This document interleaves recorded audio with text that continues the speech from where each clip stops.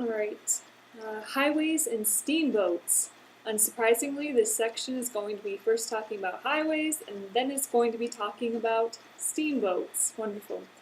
So, before this time, transportation was absolutely horrible. Remember when we were talking back in colonial days, people would have they would pray with those who were traveling because it was so dangerous? Well, it was really dangerous. Um, Taking water, even on the seacoast, going up and down the seacoast and on rivers, was slow and it was dangerous. Stage coaches and wagons were traveling on absolutely horrible, bumpy roads, so you just get rattled as you go up and down these bumpy roads. And a lot of times mud was an issue, so if there was a giant hole of mud, everyone had to get out of the wagon. A lot of times they'd find a nearby fence, lay down the fence posts so they could at least try to get the wagon over the mud. So really not good shape. There was an example that a company in Providence, Rhode Island was sending a shipment of yarn only 60 miles, and they told the folks waiting for the yarn that it would arrive, in the course of the winter, meaning it was just so unpredictable. It was such a hard, just bad roads, okay? Bad transportation, which is, of course, a bad thing for a national economy because you want to be connected.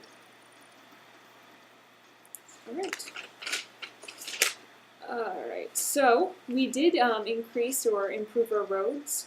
We started with some hard surfaced roads finally. The first kind of major transportation project was called the Lancaster Turnpike. And what this is it was a road that connected Philadelphia with Lancaster, and that distance was about 62 miles. And it was kind of owned privately. So there's a company that invested in building this road, and what you would have to do is once you got to the start of the road, you had to pay a toll. Okay, so once you paid your money to use the road, they would kind of turn away the pikes that had prevented you from going the first place. So at the beginning and the end of the road, there was kind of wooden pikes preventing those from just kind of going forward. So once you paid your toll, they would turn the wooden pikes, allowing you to go, and that's of course how they get to the phrase a turnpike. So that was kind of the first major transportation project. It was very successful.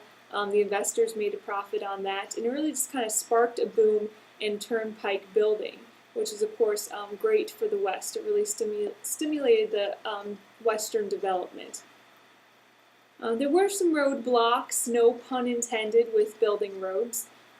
There's a lot of people who are supported states' rights, really opposed the idea of federally funded roads or building projects in general. Also, the people in the East didn't like the idea that the roads would encourage people to move west, because once these roads would appear, a lot of people would then move west. And of course, when you lose people, you lose representation in Congress and you lose power. So the people in the East didn't like the roads necessarily because they would lose population. And then there's people who are very much weary of the federal government giving federal funds to build a road, because of course usually a road would be built in a certain state, and they thought that was not the place of the federal government. But despite that, a national road was built. The first national road was called the Cumberland Road, and it was aptly named because it connected Cumberland, Maryland, with Illinois. So that was a huge national highway, 591 miles, later expanded. So that was, another kind of showcase highway. All right, so let's talk about steamboats. Why not? Steamboats. The first steamboat was built by a guy named Robert Fulton in 1807, and people thought he was crazy. They really did. They're like, you're gonna build a boat that's powered by steam, huh? But he did it. People thought he was crazy, right? They called it Fulton's Folly, but he showed them up, and on its kind of test run, it was able to travel 150 miles against the current or upstream on the Hudson River. So now it's kind of this huge advantage. If you can have a boat that's powered, you could go against the current relatively easily, and that was wonderful because beforehand, a lot of times you could use rivers, especially the Mississippi, to flow goods down south. But once the goods were down south, it was really hard to get that boat back north. Some keel boats, for example, people would literally have to paddle the boat against current upstream, which was very expensive. A lot of times they would build rafts, float the goods down south, and then just kind of take apart the rafts and sell those. So now that you have a steamboat, once you float downriver with the current, you can use steam power then to go against the current and go upstream, or east and west, whatever, against the current in general. In 1820 there were only 60 steamboats, but by 1860 there was over 1,000. But steamboats could be very dangerous. If the boiler exploded, it could catch the boat on fire, and of course the explosion itself is not always a healthy thing if you're nearby. An example was this, was in 1865, the Sultana, which was a steamboat, exploded, killing 1,700 people. So not the best. Also, though, it was overall, it was an innovation. It changed a lot of things. So a lot of rivers, a lot of towns sprung up along the rivers now, and also now that you can move goods down south to the south. So from the north to the south, that was always there, but now you can move goods from the south to the north. So you can make use of the river, like I said, both ways now. Yeah, okay. Next section, Clinton's Big Ditch in New York. Okay, Clinton's Big Ditch, what they're referring to here is the Erie Canal that opened in New York. Clinton was the governor of New York, so that's why they call it Clinton's Big Ditch. All right. So,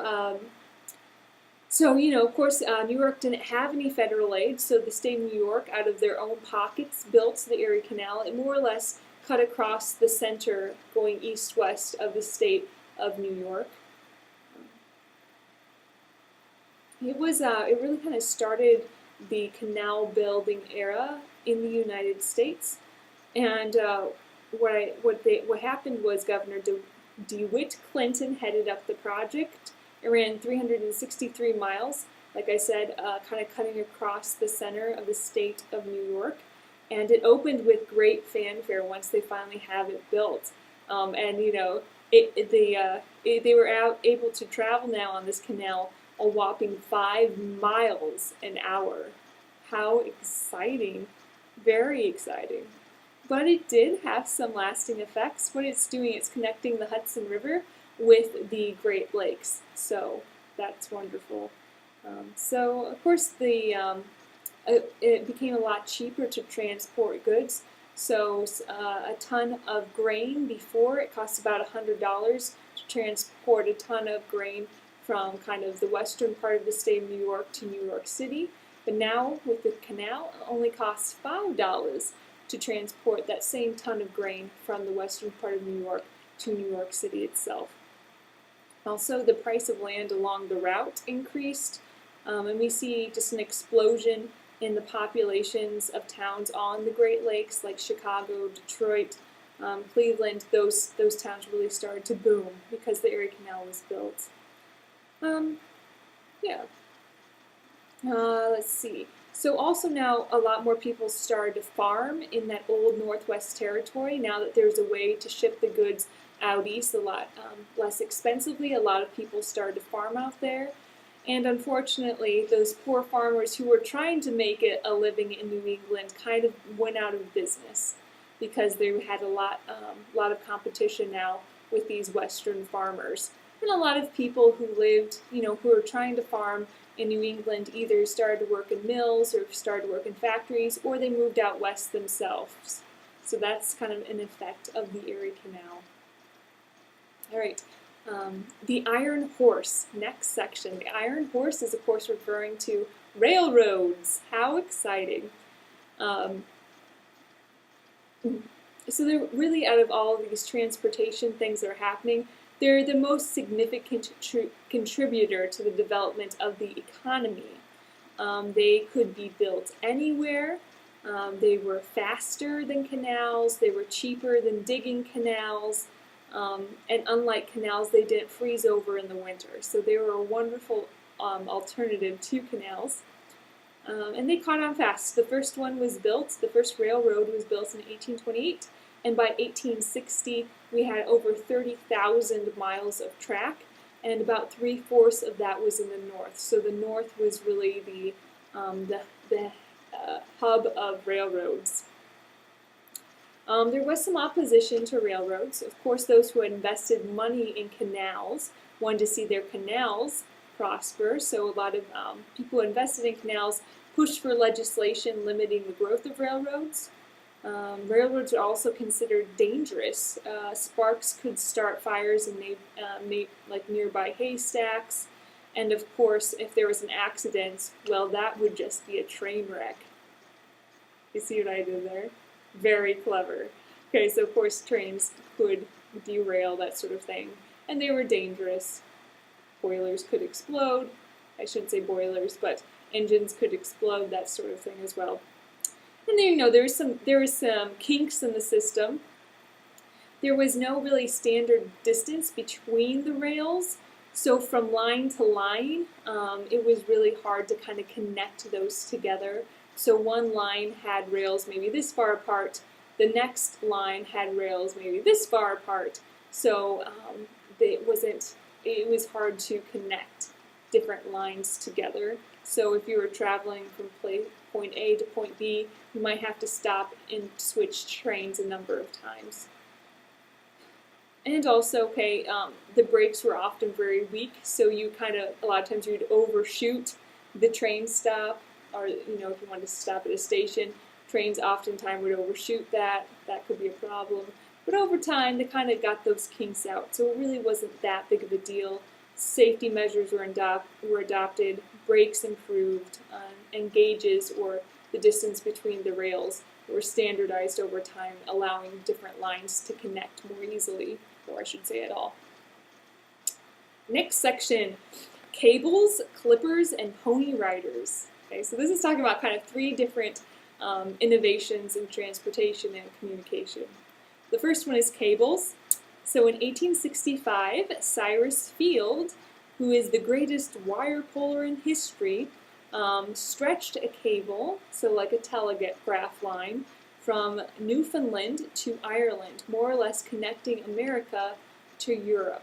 So remember the telegraph, we had Sam Morse, Morse code.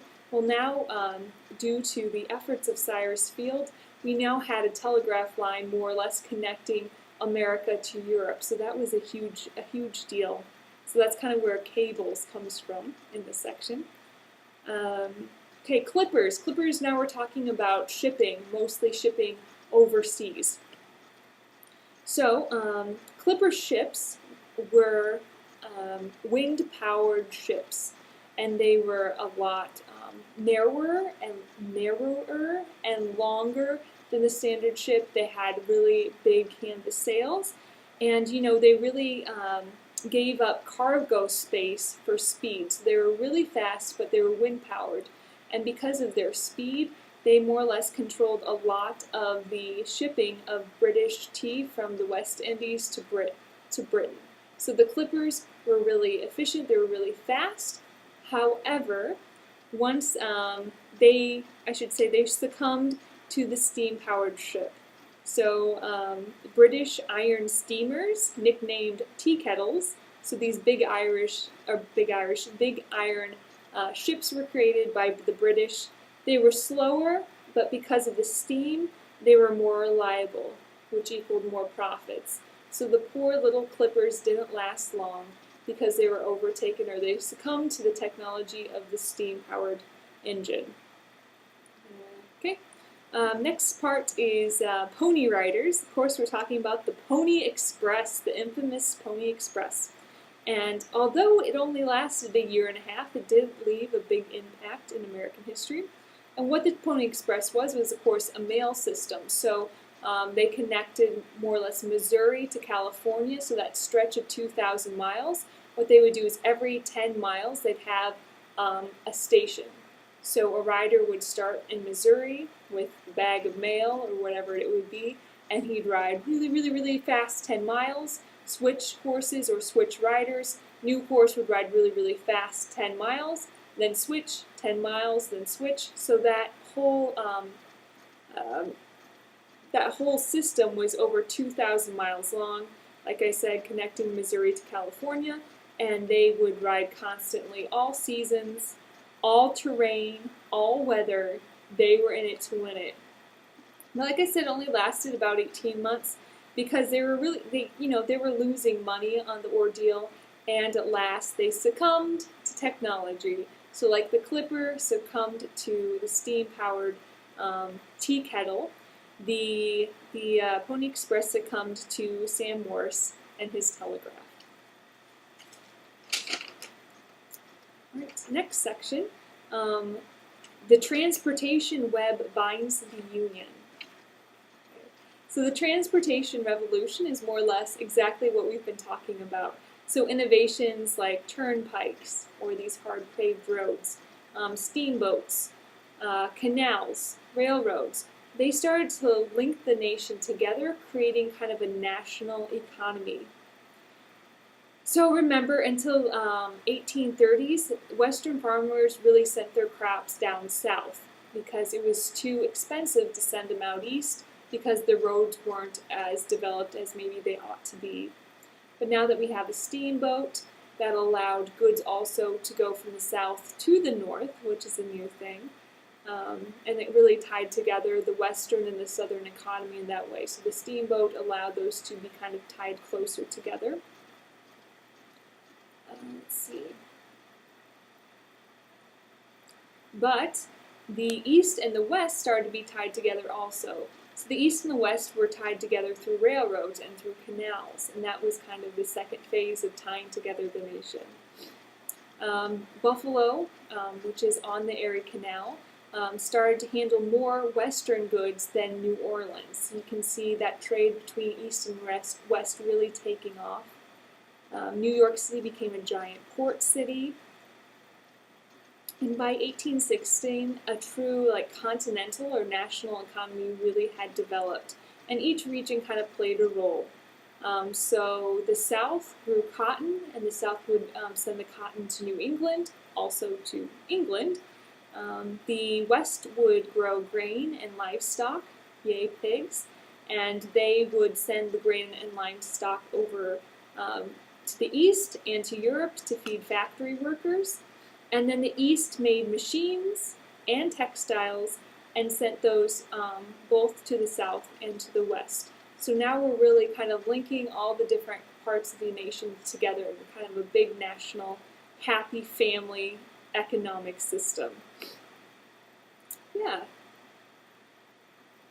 Exactly. Okay, so let's talk about this a little more. So now that the transportation is there, it really changes the economy, like we've been kind of getting at. So the next section, the market revolution.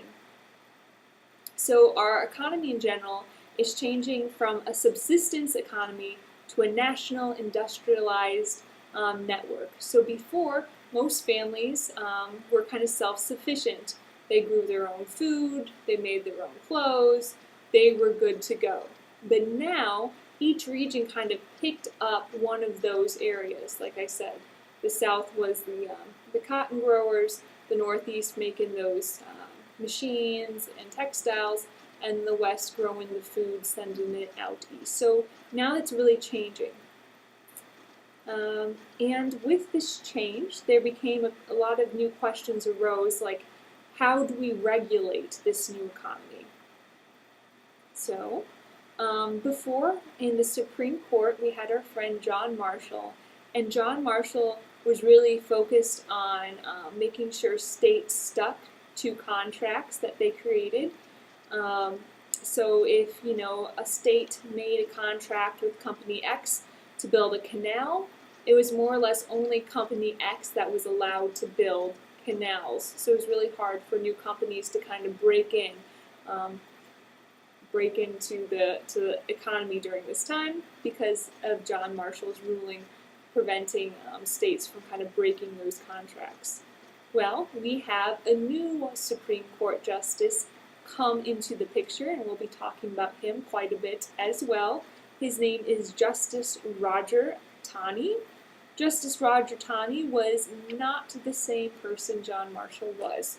And we kind of see an example of that through a court case or Supreme Court case, and that's called Charles River Bridge versus Warren Bridge. Okay, your book mentions this briefly, so I will as well. So what's happening is there's a river that kind of connects Boston to Cambridge. So there's a river in Boston, more or less, and Charles River Bridge was built, so people got a charter from the state of Massachusetts to build a bridge connecting Cambridge and Boston. You know, it was a toll bridge. It was a group of investors trying to make money, that sort of thing. So they had a bridge. Everybody was happy. Well, a new company wanted to build a bridge fairly close to our original bridge. So the Warren Bridge, those people went to the state of Massachusetts and received a charter to build another bridge. Well, the original bridge, the Charles River Bridge, was not happy about the state of Massachusetts granting another charter because the Charles River Bridge, or that first bridge, felt that it was implied in their charter that they would have the monopoly or they would be the only one. So this case goes to the Supreme Court, and of course the head of the Supreme Court is not John Marshall anymore, but the head of the Supreme Court is Roger Taney, and Roger Taney more or less says, you know what, the state of Massachusetts has a right to give more than one charter to build a bridge on this river. So that's kind of setting a precedent, saying that now states are allowed to give out more than one charter, which really leads to competition. So now if the state gives a charter to build a bridge, they can give an additional one to build two bridges to increase competition. Same thing with canals, roads, anything to that matter. Now they're allowed to give out more charters than just one, and that really increases competition and also allows for, of course, more growth. Two bridges, not just one, that sort of thing. Okay. So yeah, this section kind of just closes, or this chapter even just really closes with kind of just a reminder of what's kind of going on at this time. Families aren't as self-sufficient as they were in colonial days. They're not subsistent, so they're kind of depending on other groups to supply their needs. Now factories were springing up. A lot of people were working in factories and had to depend on food from other people. Or there are farmers who are now just kind of growing those cash crops, not necessarily growing food for themselves, that sort of thing. Homemade products like candles and soaps are now purchased. So the place kind of a woman in this new industry, especially out east, where her husband now works at factories, is kind of changing. The cult of domesticity, right, really kind of glorifies her role as a mother, as a wife. And the home is now seen more not as a place of production of, before it was like a farm, you're producing all of these goods. Now the home is more of kind of like a safe haven away from the hardship which is working in a factory. So we kind of mentioned that before, but this is just kind of generalizing it at the end here. And in general, this new market economy, the Industrial Revolution starting in New York, the transportation now connecting the South and the West and the East together, in general, it brought more prosperity to most people, okay?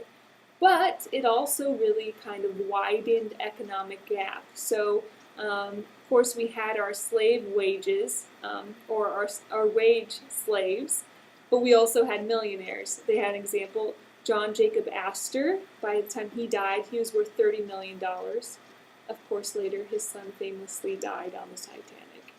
Whatever.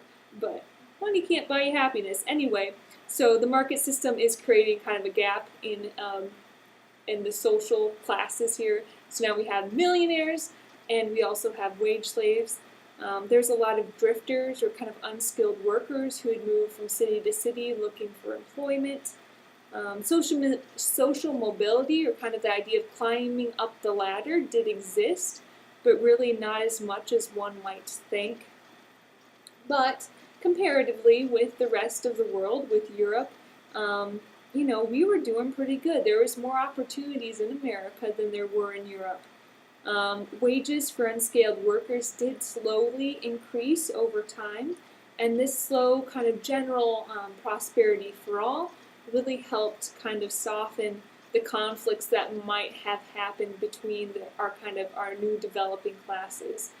In Europe at this time, there was a huge class conflict, but in America, because in general things were getting better for most people, although at different rates, we didn't really see that conflict too much. And with that, I think we're done with this video.